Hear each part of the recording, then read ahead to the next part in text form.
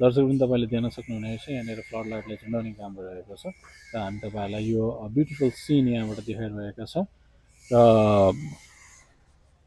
र चाहिँ यहाँ यसरी माथिबाट डोरी तानेर चाहिँ यसरी लाने गरिन्छ। तपाईँले देख्न सक्नुहुनेछ फ्लड लाइटलाई।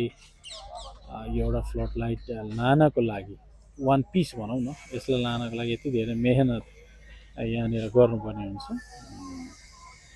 एक्ज्याक्टली यो एकदम रफ्तारमा काम भइरहेको छ यहाँ, किनभने एनपिएल आउन त्यति धेरै टाइम छैन र हामीलाई क्यानका पदाधिकारीहरूले बताएअनुसार चाहिँ सकेसम्म चाँडो यो काम चाहिँ सिद्ध्याउने गरी उहाँहरू दिनरात खटिरहनु भएको छ र यहाँ साँझसम्मै लाइटहरू चेक गर्ने यताउता गर्दाखेरि यो राति लेट नाइटसम्मै काम हुन्छ भन्ने हामीले यहाँ चाहिँ सूचना प्राप्त गरेका छौँ र तपाईँलाई हामी निरन्तर यसको फलोअप पनि देखाइरहेका छौँ।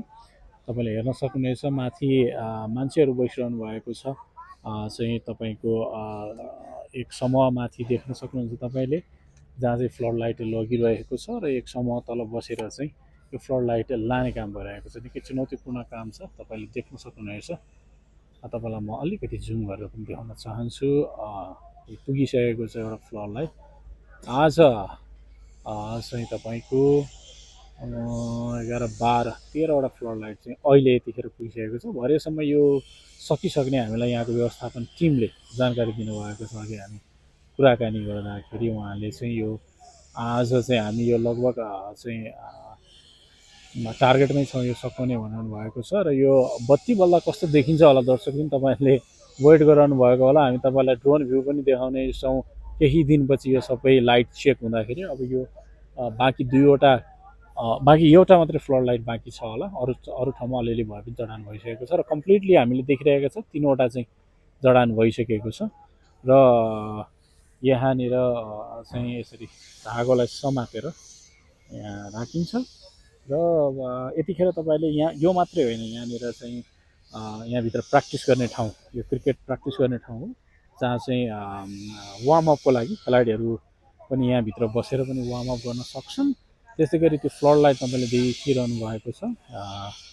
यो फ्लड लाइट चाहिँ लगभग कम्प्लिट यहाँ पनि बनिरहेको छ आज र मान्छेहरू त्यहाँ पनि हुनुहुन्छ, त्यहाँ पनि फ्लड लाइट तानिरहेको अवस्था छ यतिखेर तपाईँले देख्न सक्नुहुनेछ। र यताबाट अफिसियल्सहरू बस्ने ठाउँहरू पनि बनिरहेको छ। सम्भवतः यसै साता यो पनि सकिने चाहिँ उहाँहरूले हामीलाई जानकारी दिनुभएको छ। त्यस्तै गरी यहाँनिर विभिन्न अफिसियल्स यहाँ ठुलो देशका खेलाडीहरू, अरू देशका खेलाडीहरू आउँदा पनि यहाँ बस्नुपर्ने हुन्छ। साथै आफ्नै देशका र अरू देशका अरू टुर्नामेन्टहरू हुने बेलामा पनि अब यहाँ सबै कुरा आवश्यक परेकोले यहाँ बन्दै गरिरहेको हामीले देख्न सक्छौँ।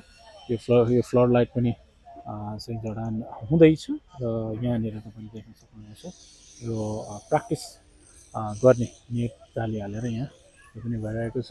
तपाईँ हेर्न सक्नुहुन्छ। फेरि यो सिनलाई तपाईँले चाहिँ मजाले अब्जर्भ गर्न सक्नुहुनेछ।